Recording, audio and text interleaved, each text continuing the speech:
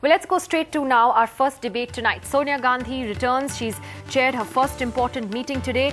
Will her return restore order in the government and the party? It has also ended speculation that Rahul Gandhi is going to become working president of the party. Well, joining us tonight on the show, we have Union Minister RPN Singh. Here in the studio with us, we have senior journalist Neeja Chaudhary. Joining us tonight from Mumbai, senior editor Kumar Ketkar. And from the BJP, we have its spokesperson Siddharth Singh. Let me ask RPN Singh first. Must be a huge sigh of relief in the party today that Mrs. Gandhi is not just back, but that she's actively back at work. Would you admit that her absence was a huge demoralizing factor in the last 5-6 weeks or so?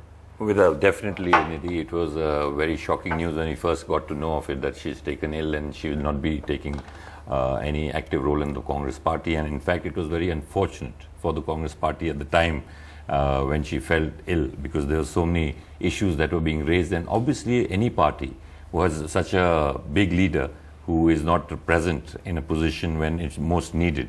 And the Congress party felt extremely, I think, some crucial decisions could not be taken. And today it has brought a great cheer to the Congress party. And I think it should have, a lot of people who are very concerned about her health also. And seeing her today taking part in the CEC of Uttar Pradesh, which is very important. I was going to come to that. Because you're from there as well. Yes, so starting with Uttar Pradesh, I think that's good news for the Congress, for Uttar Pradesh and for the country, because I think she has great respect, developed a lot of respect countrywide, as well as people look at her for taking crucial decisions. But would you admit that there was a sense of disarray that crept into the party and even in the government in her absence? Because you guys had to deal with some of the most biggest challenges that perhaps this government had to face. You had the Anna Hazare crisis. I'm going to come to more details in a bit, but was there a sense of disarray as well, if you can look back on it honestly?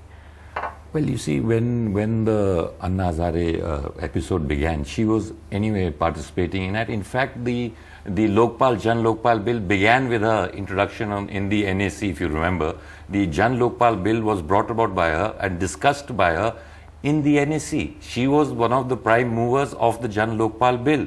And in fact, all these people, Mrs. Aruna Roy, and these are all the people who were being consulted on the Jan Lokpal bill. But I'm talking about round 2 of the Anna crisis. So when she was the one, and that is when everybody, the interest in the Jan Lokpal grew, and a lot of people in the civil society came up with their own suggestions on the Jan Lokpal bill.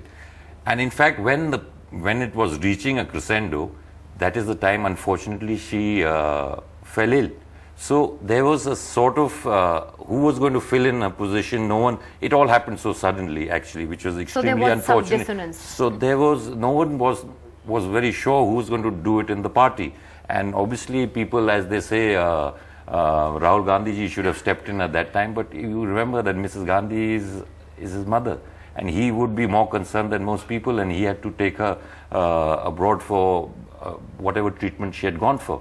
So, in fact, there was this kind of, suddenly there was nobody there to take all the crucial decisions at that immediate moment. So, you admit, yes, that there was a vacuum. Let me ask, of course, the BJP, I'm sure, will say that it would not restore any order to the government. But Siddharth Singh, I'm sure that you do send your good wishes to Mrs. Gandhi tonight as she returns. However, do you feel that things have just gone too far, and perhaps the disarray that we've seen in the Congress, the kind of different voices that have been speaking on so many issues, that it's too late for them?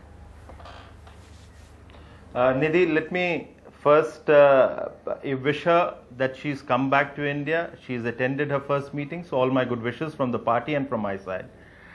And when I'm listening to young minister, then there is a saying which I like to say, that in Congress there is a feeling that the Gandhi family, they don't make any mistakes. They can best be misinformed.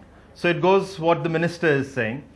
Coming on, if there is an indication of a return to bring an order in the government and the policy, then surely today the petrol price hike does dispel that, belief.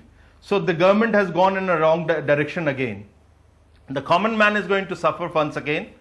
The government's argument which will come, I'm sure that's not the issue of the debate today, but it's going to be not very convincing.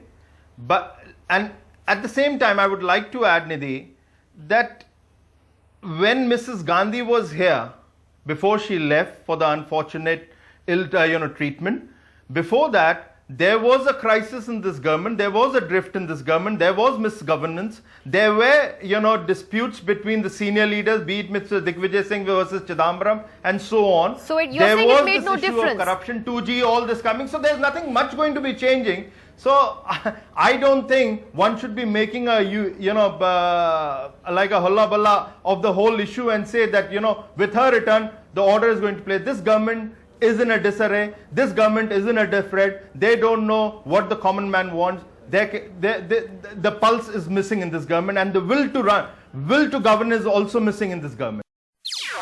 NDTV's cricket app, Android and iPhone, fastest scorecard, special analysis, and much more. Download free.